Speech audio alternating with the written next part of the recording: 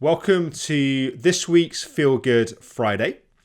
And this week we have a Facebook Live that I recorded with Instagrammer Healthy Living James, or James Wide. And James's story is a pretty amazing one. He went from being pretty much completely bedbound, having to be carried to hospital by his father, to making a recovery from ME chronic fatigue, but not just recovering back to life as it was before, but building a successful career as a food vlogger, blogger, whatever you call it.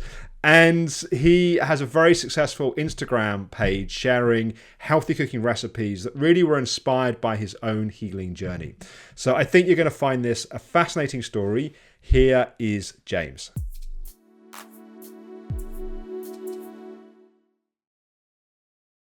So firstly, thank you, James, for joining us. I really appreciate you making the time.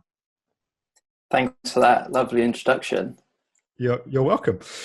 So maybe the best starting point is to just back up a little bit before you first got ME chronic fatigue 8 and a bit years ago. You were on the path to becoming a professional golfer. So tell us a little bit about that. Yeah, so I'd started golf when I was sort of 10 or 12. I was always a really energetic person, highly active, such a sporty person. And I've committed to golf from the age of 12 all the way up to 21 when I was ill. I was representing Dorset, playing national events. So highly active, so energetic, just full of energy, really. And it suddenly hit me at 21. That was when I first became ill. And I can't remember if I mentioned this to you when we spoke before, but I also used to play golf as a teenager. I wasn't very good. I didn't even represent the local club very often. But one of the things that I remember was immensely challenging was going from being enormously active to suddenly becoming completely incapacitated. I imagine for you, even more so because it was your kind of career path that was opening up and something you'd worked for a decade at that point. It must have been incredibly difficult. Yeah, and so out of the blue as well. I mean, I was fine one day and then ill the next. So it was a real shock to me, from being so active beforehand to then the next day pretty much being bedbound from there on for 2 years. So it was a really yeah, that's extremely sudden. Were there warning signs before? Like when even if you look back with the benefit of hindsight, can you now see that there were, or was it really just that it was just something that kind of happened out of nowhere? I was getting dizzy spells probably for about 2 years leading up to when I was ill. And I think you just sort of don't really think about them. And when I sort of think back, that there were those signs coming, but energy wise and everything else, I was fine. So it was only sort of dizzy spells that would last for 15 seconds. I'd have to sit down and then I'd be okay. But no other symptoms at all.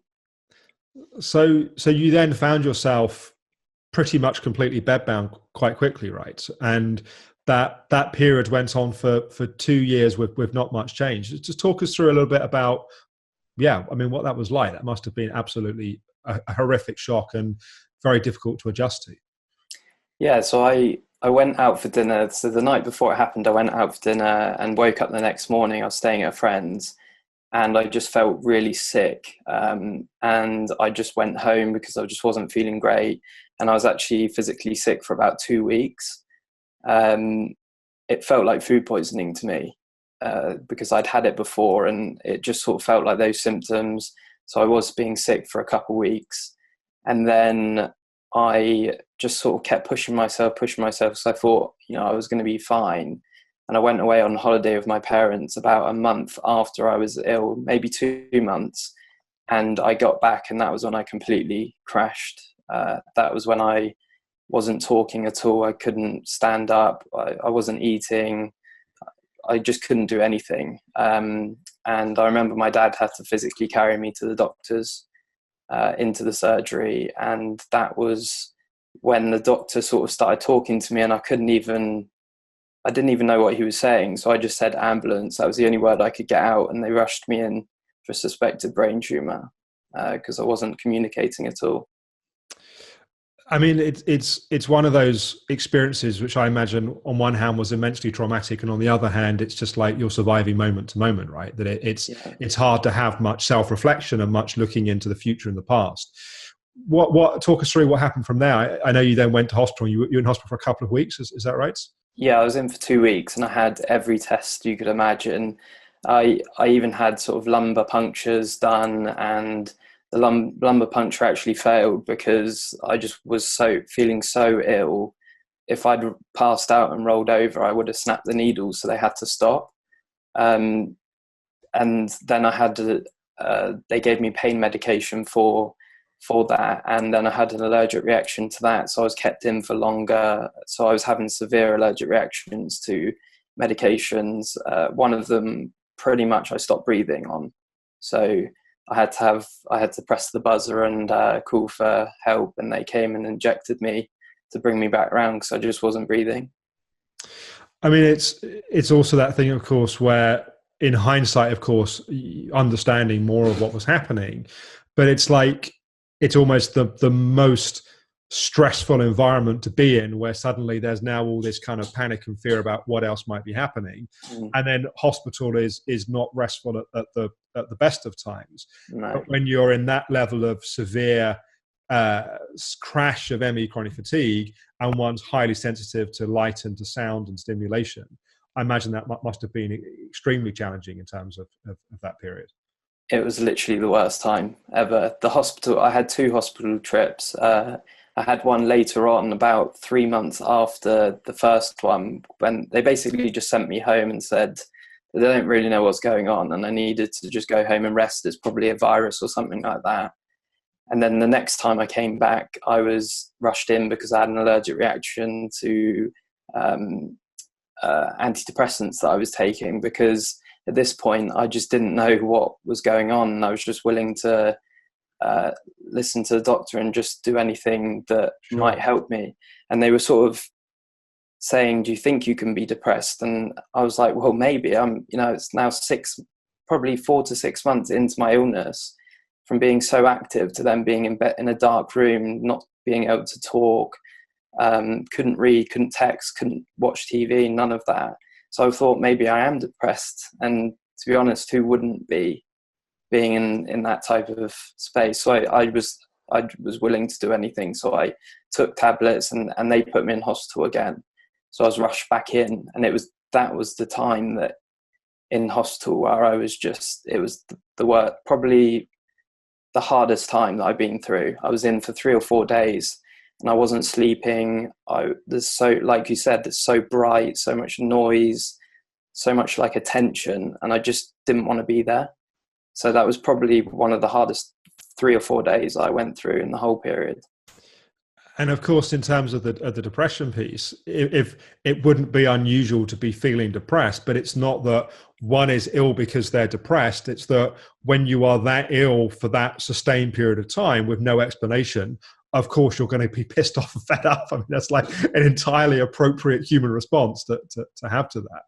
So after you came back out of hospital that second time, so I guess we're kind of 6 months or so into the situation.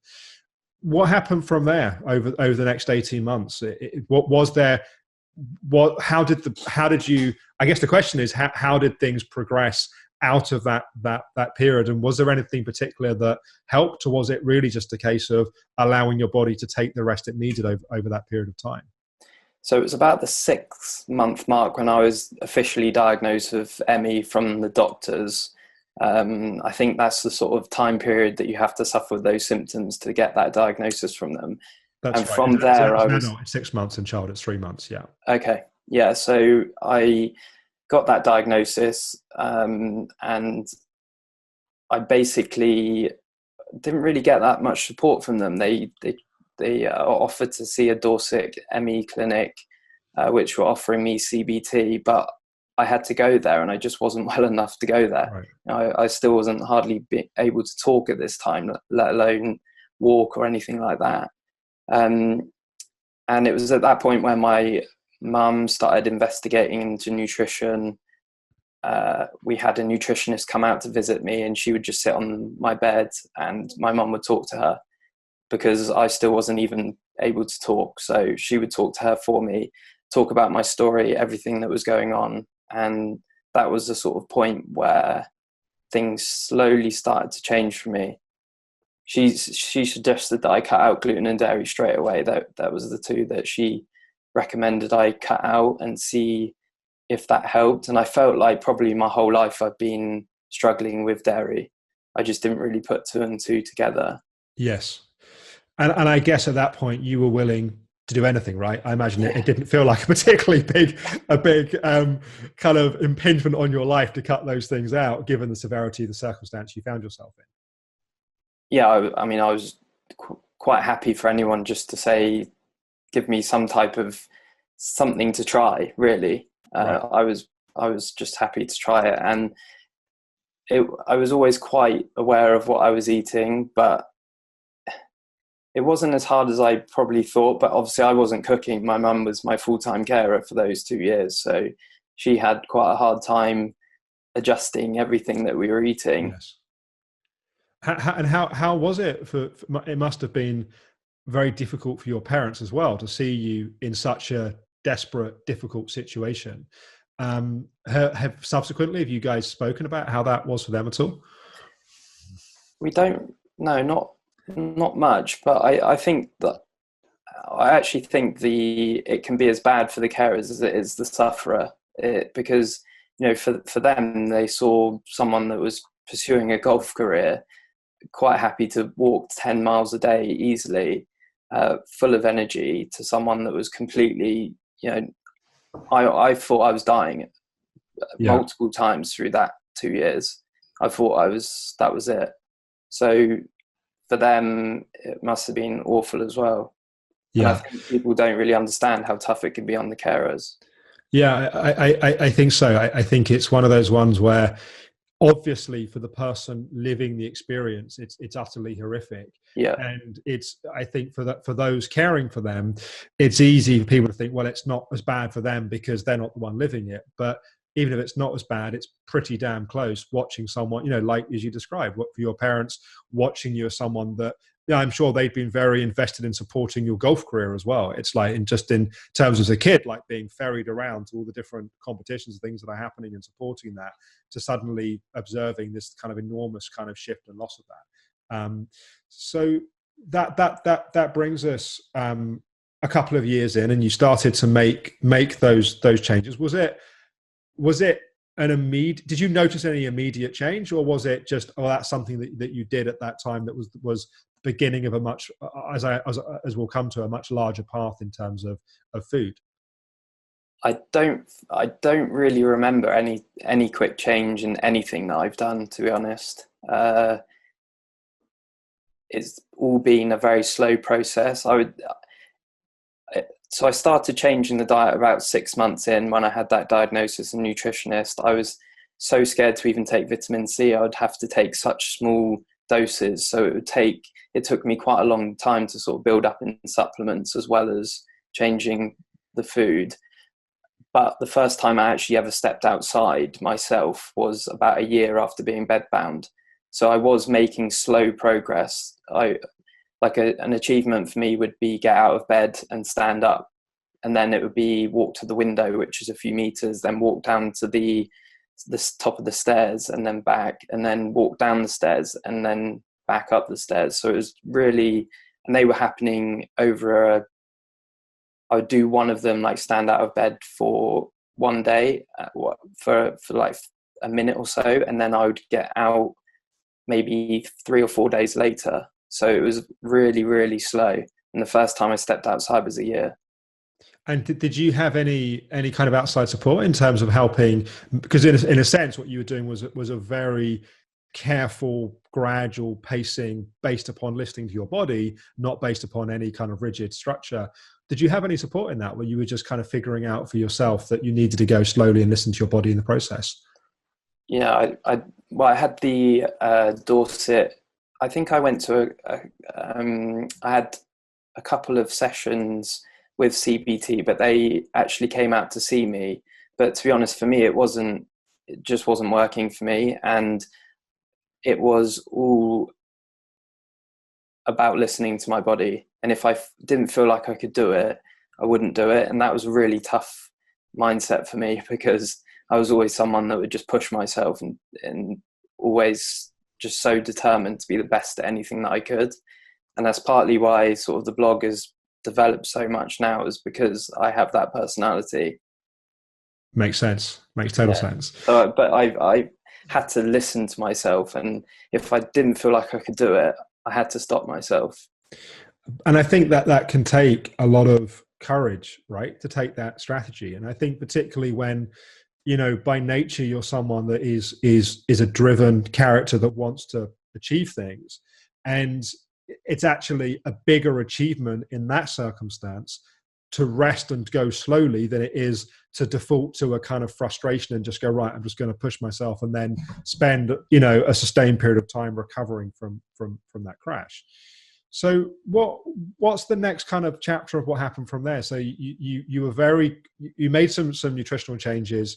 You were gradually, through sustained rest and that kind of period of time, little bit of energy started to coming back, and you started to gradually increase your activity based upon that at a very slow, careful, considered pace. What happened from there? Yeah, so it took so our first step outside was a year. Then I would slowly, like, I could do my first sort of mini supermarket trip. And this time, this was with Louisa as well, who we started dating about 8 months in. So she's been a big part of the whole journey as well. How did you guys meet, if you don't mind me asking, given that you were bedbound at the time? Yeah, so we actually met before I was ill, and then she heard through mutual friends that I was struggling, so she would come out and visit me, and I didn't really let anyone come and visit me. I just, especially like closer friends, because I just didn't want the sort of, especially because they knew like what I was like beforehand. I just didn't want the pressure or judgment from them. So Louisa was one of the only people that I'd let come and visit me through that time. So she would just come and sit on the end of my bed often and just talk, and I wouldn't really talk through the tough times. So she's been part of the whole journey with it as well. But at about the 1.5 year mark, that's when we sort of go into supermarkets, and even those for me were just, and coffee shops were just so noisy and really hard to deal with. So I could only do it for 10-15 minutes maximum, and then I'd have to come home again. Interesting choice of early visits to the supermarket. Yeah, I just felt like, cause it was like one of the closest things that I could kind of, you know, it was like a Tesco Express or something. Yeah. So it wasn't like a big one. Yeah, I'm not quite sure why I chose those really, but. What was that? Was that because there was an early interest in food? Obviously, we'll come to that more in a bit. But what was it to do with that? I mean, I might be asking a really pointless question here. I was just curious. No, I don't think it was. I think it was just. I lived in a small town, so I think it was just like one of the most sort of exciting places I could go. There wasn't really many. And I guess a milestone, right? To be able to do something kind of normal, as it were, to kind of go out in that way. Yeah. So you were starting to kind of come up. Had your interest in nutrition and food kind of started at this point, or was this predating that? Yeah, I wasn't really there yet, because I wasn't really cooking for I wasn't cooking for myself up until the 2 year mark. That was when Louisa and I decided to take a big step and move into a flat together in Bournemouth. And she was obviously out working. So I just about felt ready that I could take on that pressure of being on my own through most of the day. But my passions will develop from being housebound. So the housebound stage was for another 3 to 4 years after the 2 years of bedbound stage. And what did your days look like in that period? Like what? So that's obviously your energy was still very limited in terms of what you could do. But yeah, what did your days look like? Not much different. Like I'd either be on the sofa, sat down, or laying down, or in bed. Like there wasn't that much of a difference really. I just could stand up for longer and actually cook for myself at that time. So I'd often have to cook 2 or 3 meals a day with 5 minutes of energy or 10 minutes. And I would have a chair in the kitchen as well so that I could sit down while something was cooking.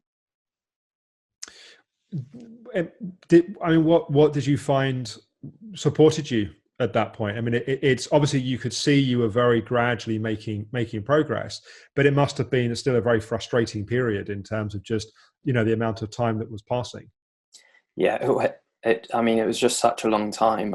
And even when I think back now, it just everything merges into one for it, because I can't really remember day by day what happened. It was just a long, long slog for me. And nothing I did changed anything quickly. So it was real slow progression.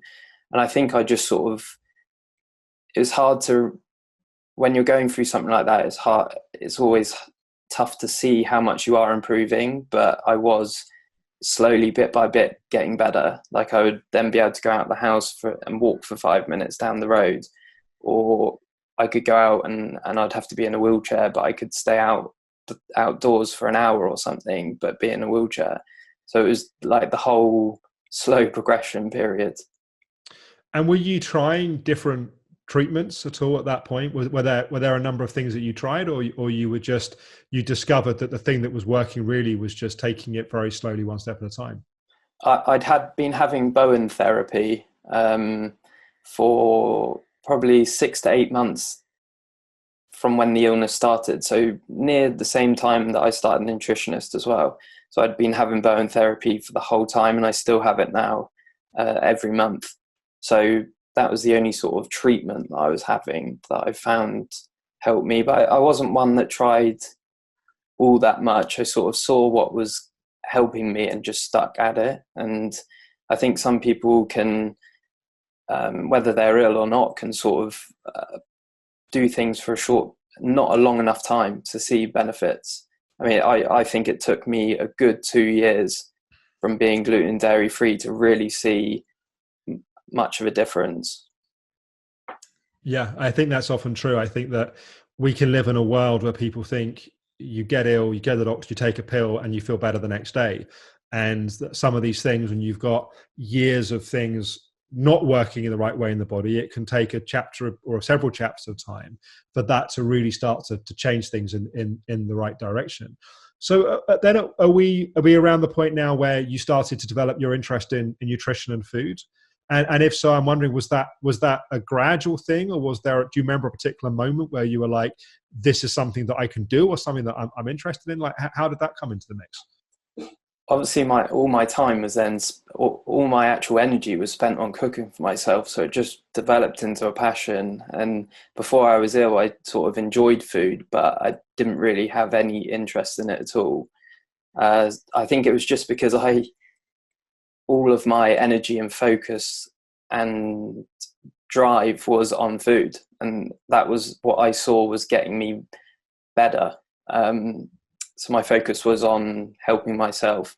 So all of it was done through food, really. And I think I just developed a passion because I was cooking so much. And so you at this point, did you have any desire that you were going to start sharing that stuff on social media, or was it just like I'm interested in this thing and I'm kind of doing it, and yeah, like I'm wondering where that piece came into the jigsaw. Definitely for the first sort of 3 to 4 years, 3 years of being housebound, I had I might post a picture on my private Instagram, absolutely terrible photos to what they are now. A little bit different, but because I didn't have a clue. You should share a few of those for people that are interested in becoming Instagrammers. Let's just see where it started. Yeah, because you have to start somewhere. So I was sort of sharing some photos that would be classed as not great food photos now from sort of a professional. But so I'd share some of those on my private Instagram, but I didn't. It was mainly family and friends that would just say, you've got to share what's happened and where you've got. And I was so scared to do that because I've been so confined for 6 years now. Because I started the blog about 2 years ago. It took me 2.5 years ago, because it took me 6 months to put the content together, because I still was only about 50% recovered when when everyone was saying that I needed to do this. So it took me a long time to build it up slowly. So I'd spend a little bit of energy every now and then putting content together, and they would just all shut off my phone for the blog as well. So I had no real idea until friends and family said I needed to share what's happened. And then I kind of just put the content out there. Once I launched it, it was August 2016, I put it out there, and it slowly started getting traction, and I've just not stopped. I've just like kept going. I just sort of week by week, I've just plodded along, and I feel like I'm sort of 80 to 85% recovered now. So I've still recovered about 30 odd percent roughly in the time that I've been doing the blog, which is good because the pressure's starting to build on it now as well. So it's good that I'm still recovering. What did it feel like when you first started putting yourself out there in a more deliberate way? So as opposed to just kind of sharing to your kind of friends and family to go, right, I'm actually gonna do this. Like, what was that like, having been at that point? I guess we're kind of 5.5 years into since you kind of first crashed, kind of living in this kind of bubble. What was it like to start putting yourself out there? Really scary because I was someone that was always fairly private beforehand. Even before I was ill, I was quite a private sort of person. I didn't put like loads of information out about me. So yeah, it was a scary time, especially from being confined for so long. It was worrying. Yeah, but you did it anyway. Yeah, I sort of throughout the whole period when I was ill, the one drive that kept me going was that I was going to help other people. That was one thing I kept saying to myself: I'm going to help other people in some way. I had no idea that it was going to be food. It just turned out that way for me, and that was the sort of drive that kept me fighting a lot of the time. Was that I was going to get better and that I would help other people in some way. So it felt scary, but the right thing to do, because that was the only way that I could help a lot of people. Well, not that many at the start, obviously. I didn't have that many people following me, but that was what I felt like I was the best way for me to help people. What were some of the key milestones at that point? So there was obviously putting yourself out there in social media was one, but as you also started to get back more energy, you were kind of 50, 60, 70% recovered. What were some of the key things, like perhaps the first time? I know it's only recently that you managed you were able to walk around the 18 holes of golf, but I think previously that you'd go around less holes. You go in a electric kind of golf cart or whatever. But yeah, what were some of those key moments where you were like, wow, this is like, I'm coming back into the world? So what was it like? I think even just going out. So the first sort of goals were to try and be able to just walk in general into a normal sort of shop, or quite a sort of powerful time really, because it really sort of proved that I was on the right track, that I could get out and do something again that I was doing to a high standard before, and I've still been surprisingly good at it as well, which is always, which is the nice relief after that many years. Yeah, and obviously I've been very weak because golf is quite it's demanding on your whole body. So my neck and shoulders have been what struggled the most, and that's why I have Bowen nowadays still, because of the pain and stuff that I get in my neck and shoulders and back. I think that's all coming from either laying on a sofa or sitting on a sofa or being in bed for that amount of time. So golf is a real test on that strength. So it's been about building that up as well for me. And was there a kind of sense of as you were starting to do things like that again, of also that being a reminder of how many years had passed, and was that difficult, or was it just more a sense of relief that you were able to come back into the world in that way? More relief. I don't, obviously I have to talk about my story and stuff now to potentially help other people. And it's been a big reason for why I am doing what I'm doing now. But I sort of don't. Some things I just don't really remember that well. I think you just sort of block them in a way, or just move on from them. And like I said earlier, that it is just a lot of it is just a blur to me, because it was such a long period of time, but nothing really happened. Yes, yes.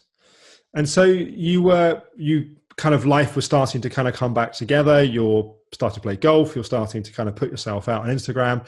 I know that was it last year that then you got married. And that must have been a pretty big milestone, particularly given that it sounds like your now wife, Louisa, went through the whole journey with you. It must have been the most incredible foundation for a relationship that people say for rich or poor or sickness and in health. It's like when you start off in sickness and you get but yeah, tell us a little bit about what that was like. Yeah, so we've obviously been through it all together, pretty much from the 6 to 8 month mark. So when I was near my absolute worst, we've been through that whole journey and through all the recovery and also since starting the blog and doing that stuff. So yeah, we got married in September last year, and yeah, it was an amazing day and felt like just meant to be. It was just sort of like one of those things that was just meant to happen. So yeah, it was an amazing day, and I hate public speaking, and I managed to get through all of that as well. So so and I don't know if there's anything you want to say. I think for a lot of people, going through chronic illness and maintaining relationship can also be really difficult, because you can't do the things that you can't go out freely in the way that one normally would. How was that for you guys in terms of obviously she knew that when you guys got together, that's the situation that you were in, but that doesn't change the fact that it would have still been challenging for both of you in different ways. But yeah, anything you can share about how you navigated through that together? yeah, and as well, that when Louisa started coming to visit me, we both didn't really know whether I was going to recover in a month's time. Like, no one really knows. Like, I could have. You don't really know if you could be fine and well again in 6 months. We thought maybe that might be possible. I don't really know. I never thought it would take 8 years to this point. I think you just sort of just plod along with it, really, and just keep each other going. And yeah, she was big support throughout the whole journey. And she's always been someone that pushes me to, not in a bad way of like pushing what I can't do, but just helping me to do the things I can do. That's pretty awesome. And I imagine an amazing foundation to have in terms of a relationship, in terms of kind of trust and getting to know each other, and the kind of, I think that the depth of connection that you get when you go through immensely difficult life experiences together. And so talk us through the last kind of 6 months, year or so, as your kind of, I guess Instagram is your kind of primary account, but I know you have other social media accounts that kind of supporting that as well. But what's that been like as you started to, I guess somewhat in tandem with your recovery, right? You mentioned that you're still in the kind of later stages of the recovery path, but as you're kind of recovering and that's kind of growing and that becomes its own demand in terms of energy and capacity. What's that been like? And also kind of seeing that you've resonated with a lot of people. They wanted to follow and learn from your experience. It's been getting tougher over the last sort of 6 months, because it's like the social media and stuff is growing fairly quickly. So I sort of like, the pressure on it is building, and considering I still am not feeling like I'm falling back, that really sort of enforces that I'm slowly getting better. For me, it's been getting tougher, but I just love to help other people, really. So it's just been pushing myself to, just keeping the content going. And it's what I love to do as well. Like, I get up and I'm excited to do what I do. So yeah, it's a real passion of mine. And I guess also that it's not just the cooking piece, right? It's also all of the kind of digital media pieces in terms of Yeah. kind of the photographs and the editing and all of that. I guess you've had to teach yourself all of those pieces as well. Yeah, so there's so much that everyone sort of sees, oh, a food blogger, and they think, what an amazing life, and it is a good, fun life, but there's a lot of stuff that goes on behind the scenes that people don't see. So there's a lot of like the photography, editing, social media, messages, private messages, comments on posts, and when you're spread across multiple different social media platforms, it's a lot of work. So yeah, that is building, and the thing is with that, it's only going to get like bigger as well, and more demands on that stuff. So I feel in the right place to sort of deal with it, though. I don't let it sort of get too over demanding for me. So in a minute, if people want to post questions below the video, I know that when we had a bit of a technical situation with my computer crashing, I know that some people kind of got thrown off at that point. But if people do want to post questions underneath, I'll put them to James in a minute. But a few more questions from me before we come to that.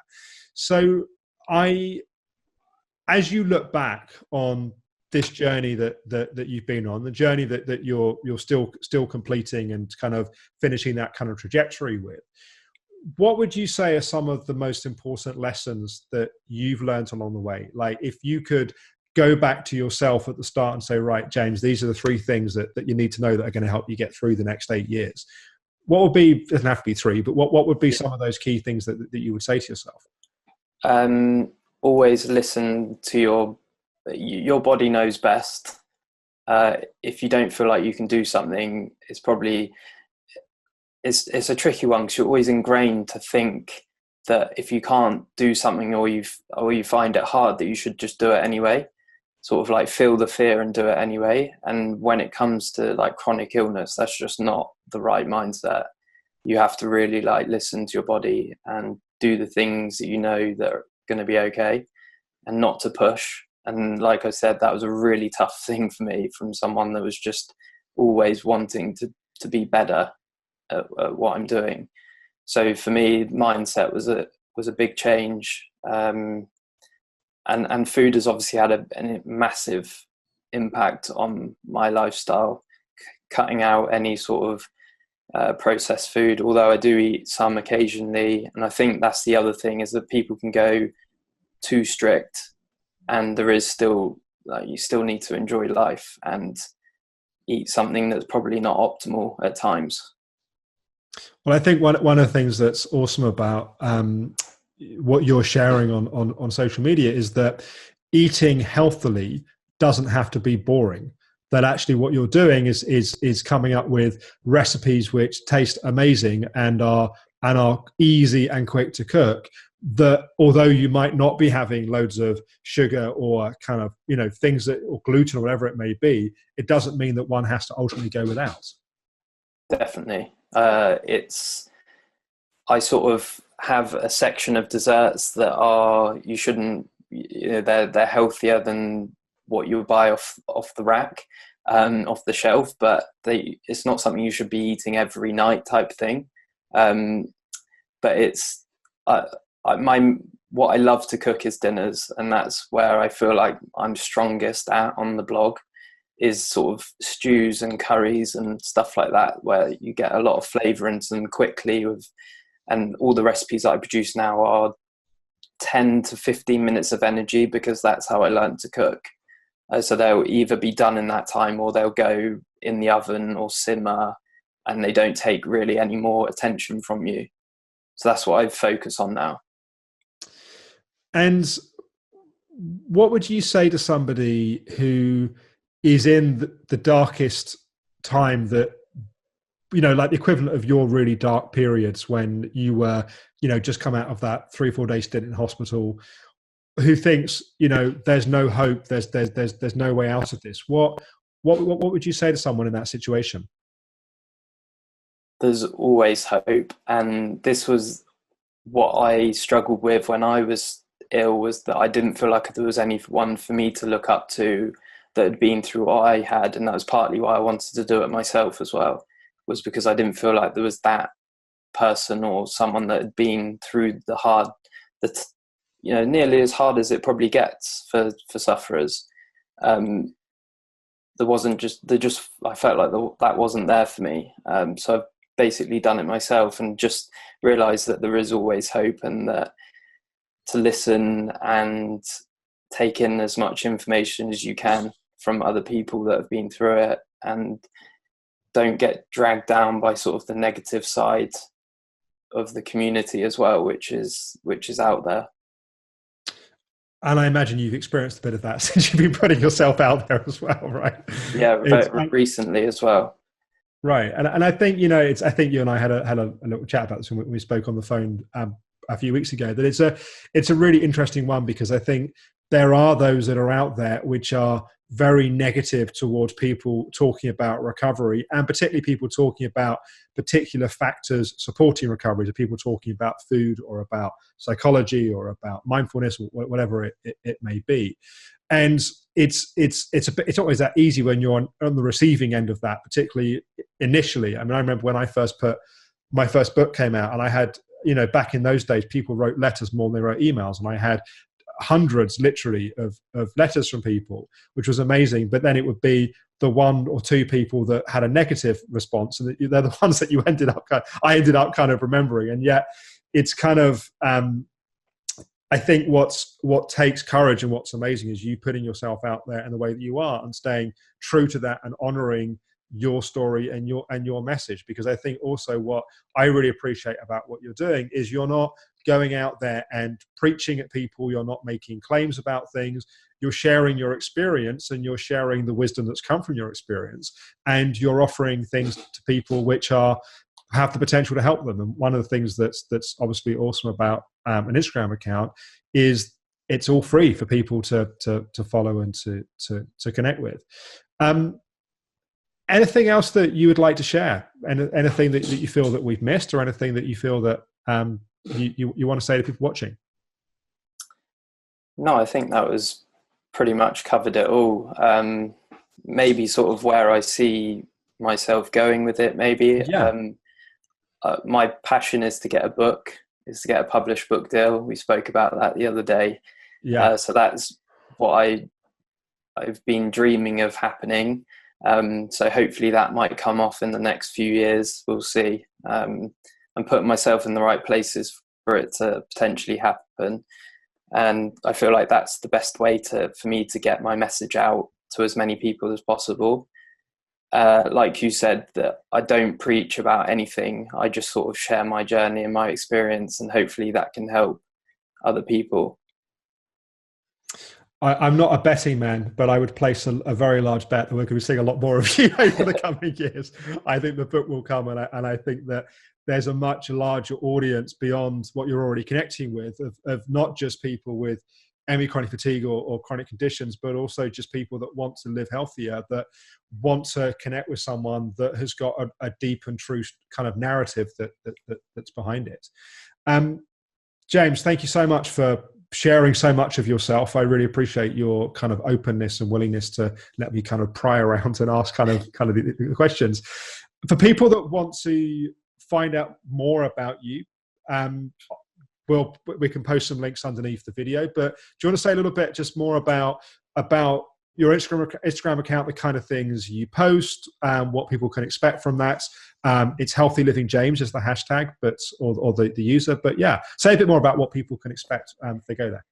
Yeah, so I post on my social media accounts every day. Nearly every day. I try to do it every day. Either be sort of a lunch or a breakfast or a dinner that I've had. And I share a new recipe on the blog, which is healthylivingjames.co.uk, every week.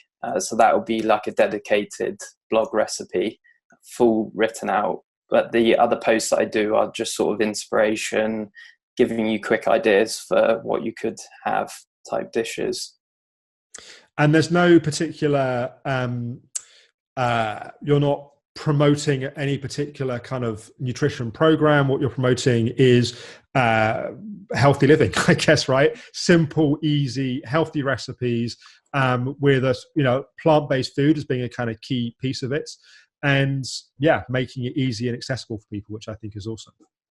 Yeah, I think it's not my content is not targeted at anyone really, even people that sort of have food allergies. It's just helping as many people as possible really, and even those that can eat gluten might swap some of the recipes that I make to add, and that happens a lot. A lot of the base of the dishes are plant-based, but I always say that you can add chicken or prawns or whatever you want to on top of that if that's the way that you want to eat, and that's your choice. Like I don't sort of corner myself or label myself apart from the gluten and dairy, because obviously they are the allergies that I have to stay away from. So it's kind of just open for everyone to take their own little piece out of and do what they want with it as well.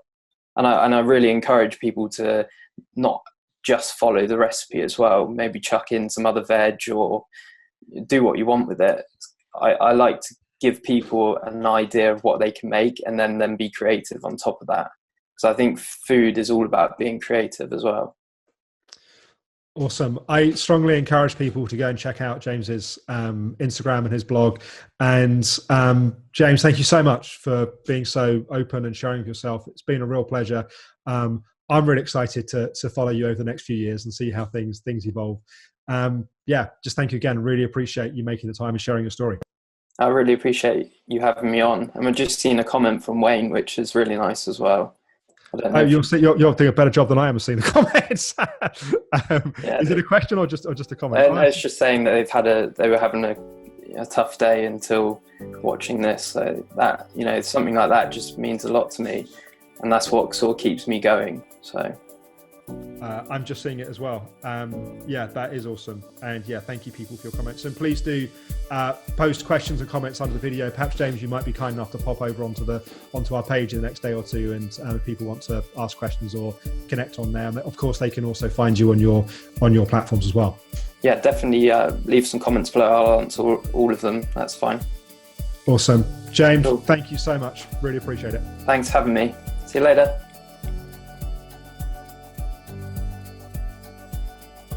I hope you enjoyed James's story. Please do check out his Instagram page. You can find it by searching for Healthy Living James. Whilst you're there, do check out my Instagram as well, which is alexhoward.tv. And there's going to be a break for a week next week on Everyday Alex whilst I'm working on my book. I will do some uploads to Instagram, so that's a great time if you're not already following me there to start following Instagram. And we'll be back a week on Monday with another guided meditation. I look forward to talking with you then.